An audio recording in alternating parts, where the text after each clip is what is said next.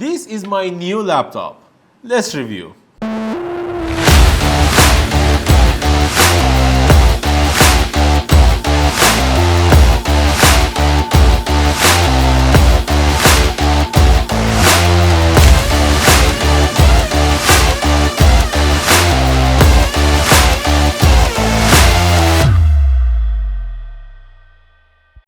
And welcome back to Binosha Tech channel. I'm Amin Khaliqi and today I'm gonna reviewing this laptop. Asus Zephyrus G16 GA605KP. It is one of the newest Asus laptops and it has AMD Ryzen 7 350 processor along with NVIDIA RTX 5070, and I should say I already bought this laptop and this is my new laptop since now.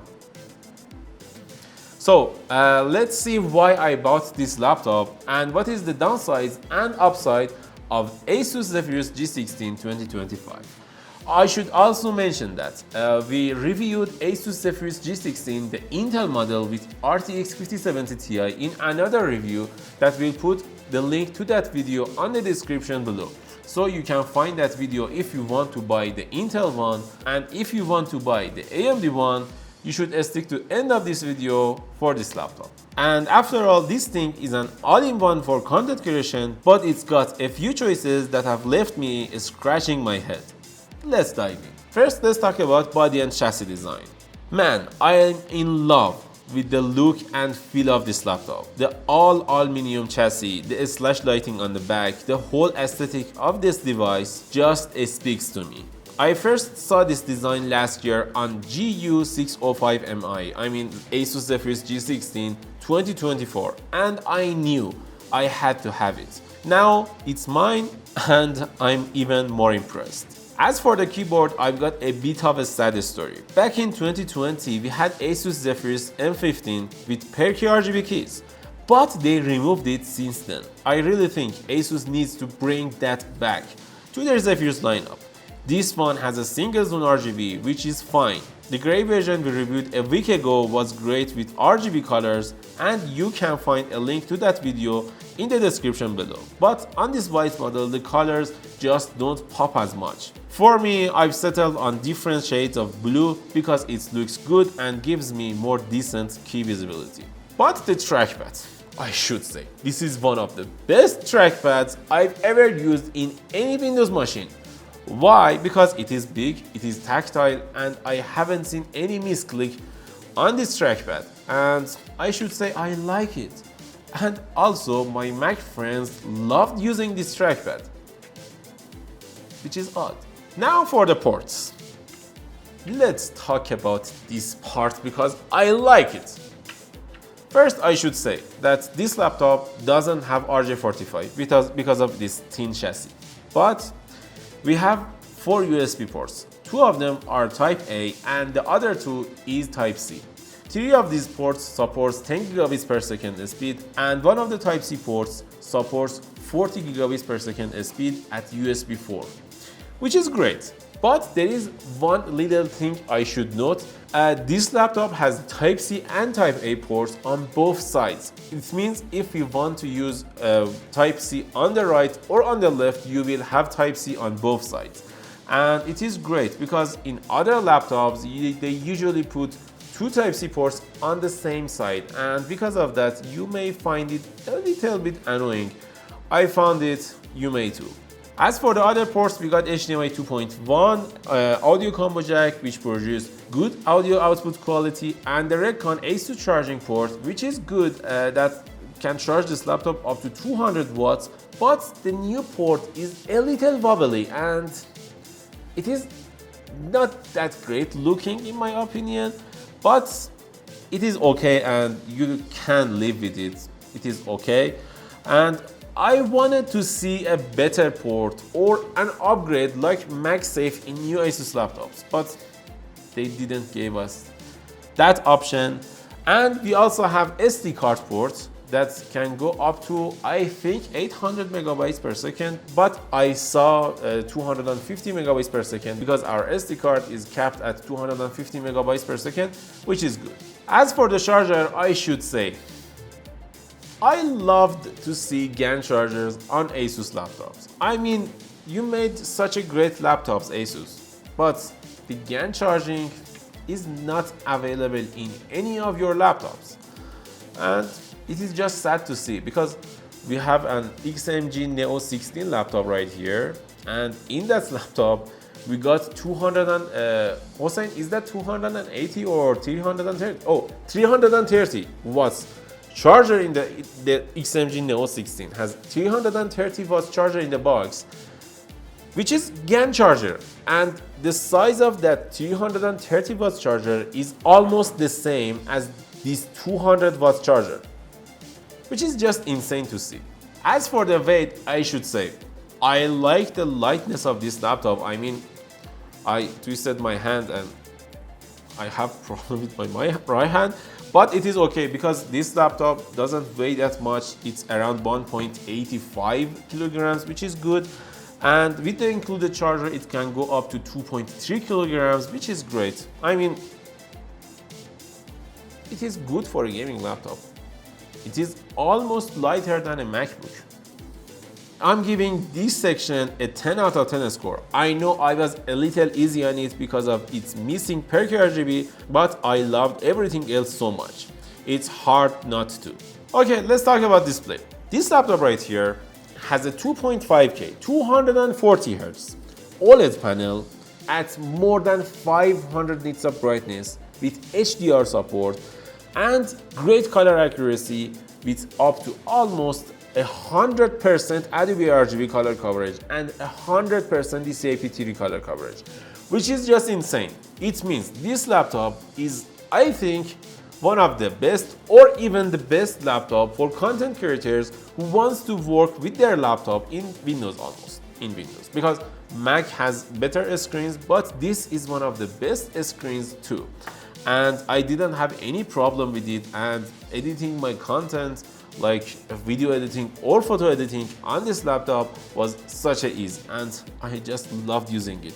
But for my personal use, I prefer using mini LED displays because I don't need to worry about the screen burning issue.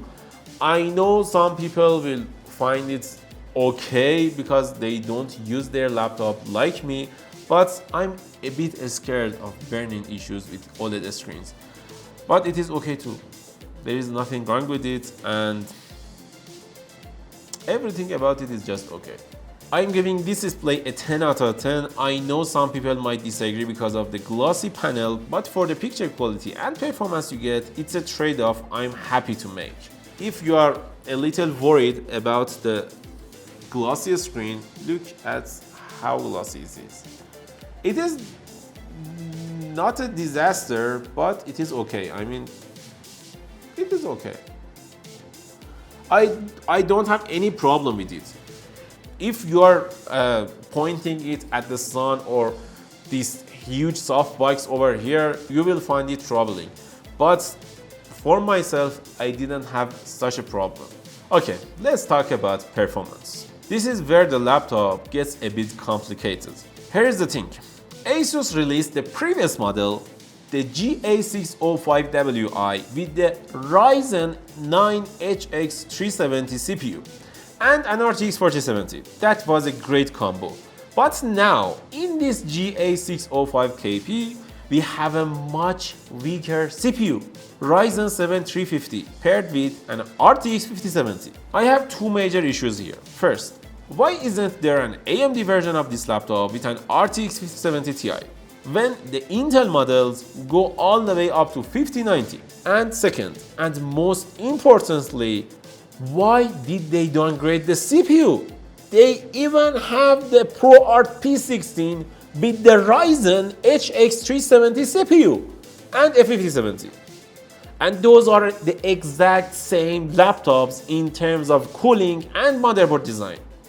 So how in the world could they not make this laptop more powerful with the Ryzen 9 CPU? They could have at least used the Ryzen 9 365, but they didn't. Why I had to buy this laptop with a mid-range CPU at $2,500? It is not acceptable. I know this CPU is not that big. It is a powerful and good CPU. I know all of that. But this CPU belongs to Asus top series or cheaper laptops, not in Zephyrus lineup with more than $2,000 price tag. I know my workflows might not need that extra power, but for this price, it should be there. On the right side, we do have great cooling for this.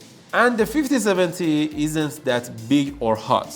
So the heat management is good. However, the metal chassis can get uncomfortably hot to the touch during gaming, which is something we also noticed with the GU605CR we reviewed earlier. For benchmarks, I say it again, I hate seeing the Ryzen 7 350 in this machine, and I wish I had the Ryzen 9 365 or 370. That being said, the benchmarks were surprisingly great, especially the scores for Adobe applications. Some of these results honestly amazed me, which is a good sign for my workflow. Okay, let's talk about benchmarks. In Cinebench R23, we got more than 16,000 scores, which is an okay score for this CPU.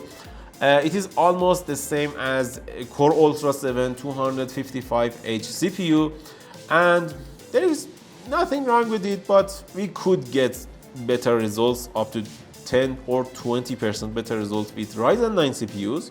And we also tested Cinebench 2024 in this machine, and we got just a bit lower than 1000 scores, which is sad.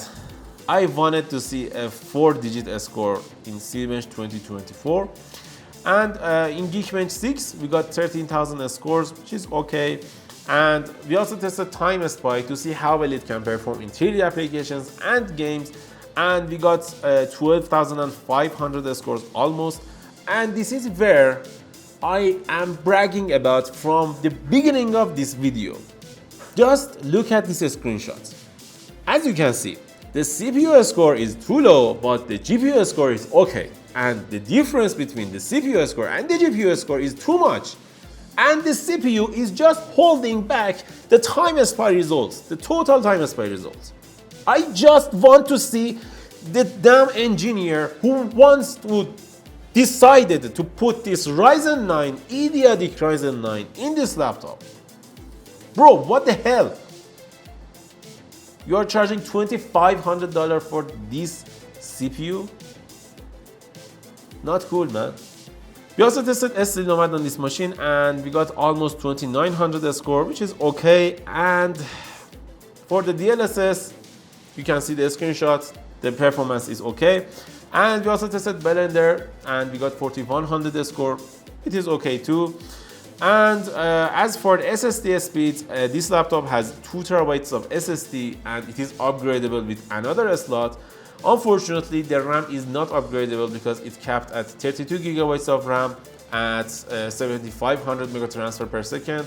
It is LPDDR5X. If you want more RAM capacity, you have to buy the Intel one with 64 GB, but it is okay in here.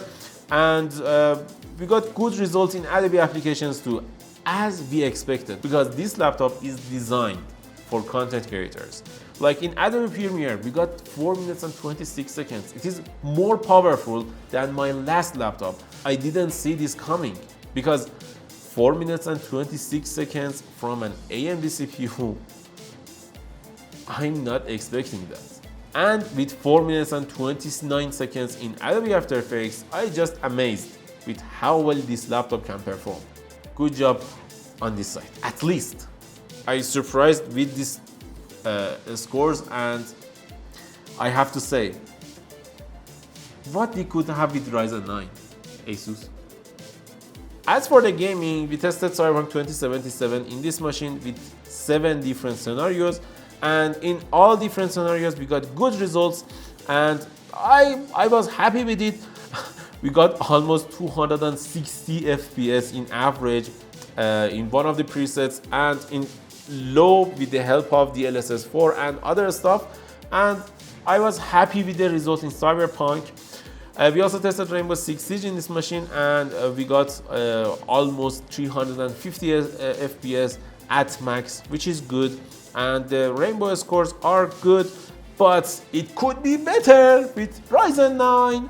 And we also tested Fragpunk in this machine, and the result in Fragpunk is okay in 4 different scenarios. We also tested Shadow of the Tomb Raider in this machine with 2 different scenarios, and also the Wukong with 4 different scenarios. I have to say, if you want to play this game, you can use recommended mode in 2K to get the best playable frame rates. And we also tested Marvel Rivals in this machine in 2 different scenarios. We got good results in here too.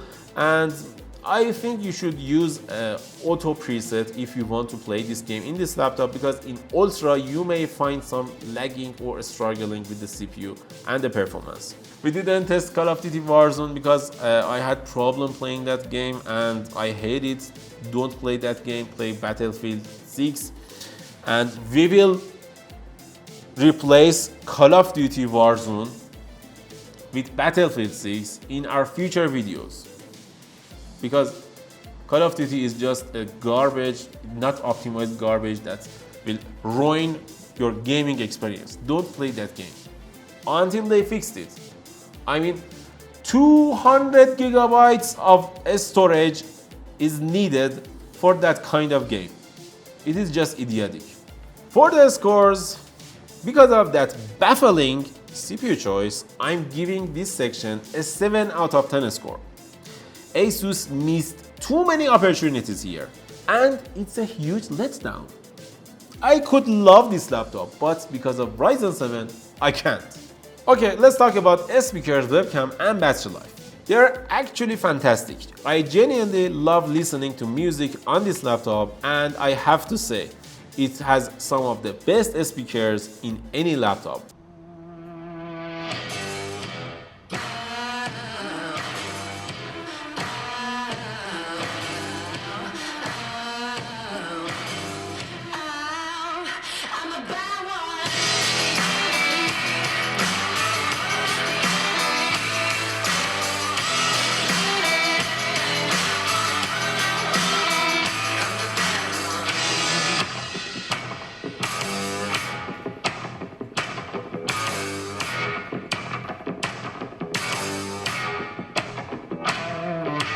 So this is the webcam quality of Asus Zephyrus G16. This is the exact webcam we have on the Intel model. And what do you think about it? It has a 1080p webcam and I like it. There is nothing wrong with it. And we also have Face ID for Windows Hello Face Unlock. And I should say, I prefer using my finger to open my laptop because I have to be like that every time I want to log into my Windows. So, what do you think about it? Tell us in the comments below. And what do you think about the mic quality? And finally, the battery life. This laptop has a great battery life. With its 90 watt-hour battery, I can easily get up to 10 hours of use, which is one of the main reasons I bought this laptop. It's nice to not to have carried the charger with me every single day. But there is a huge but here. I mean, the but, not the another thing. We could get 99 watt-hour battery. We could get at least 1 or 2 hours more battery life with it. That's a huge mistake. So in conclusion, I have to say, I love everything about this laptop. The design, the beautiful design, aluminum machine materials, and great ports, great display, great GPU. Everything about it is fine. Not the great GPU because Nvidia made it 8 gigabytes, but everything about it is just great. Expect that damn Ryzen 7 CPU. Because of that, I took 2 scores from this laptop and gave it an 8 out of 10. If you want good battery life with great design and build quality, and you want a fantastic OLED panel, this laptop is a right choice for you. But if the lack of CPU performance on this machine is not okay for you, I think you have to buy another laptop like Asus Zephyrus G16 with Intel CPU. But with that model, you will lose the Copilot Plus PC features that we have here. So what do you think about this laptop? Tell us in the comments below. And if you are happy with this Ryzen 7 CPU, tell us. But if you are not, comment hard for me, because I'm gonna die of a heart attack because of this idiotic CPU. Thanks for watching. If you enjoyed this video, don't forget to like and subscribe. Bye.